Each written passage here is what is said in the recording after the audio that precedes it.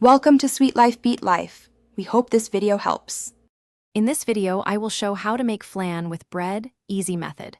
Start by tearing bread into small pieces and soaking them in milk until soft, then whisk eggs and sugar together until smooth. Stir the soaked bread into the egg mixture and strain for extra creaminess. Pour into a caramel-lined pan and bake in a water bath until set. Allow to cool before chilling to fully develop flavor and texture. In this video, I will show how to make flan with bread, easy method. Measure ingredients precisely for reliable results: milk, eggs, sugar, vanilla, and bread.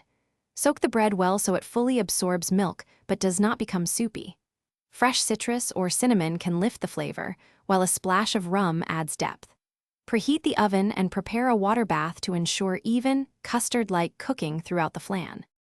In this video, I will show how to make flan with bread, easy method. Quick recommendation: these leak-proof containers are perfect for transporting slices of flan without mess, and they stack neatly in the fridge.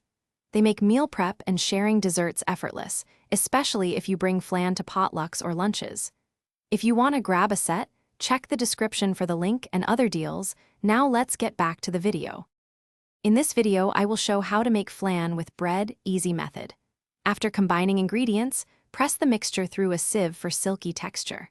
Pour the mixture over prepared caramel, cover loosely with foil, and place the pan inside a larger tray with hot water. Bake gently until the custard sets but still wobbles a bit at the center. Cool to room temperature, then chill for several hours before unmolding and serving. Thanks for watching. Consider subscribing if we helped you.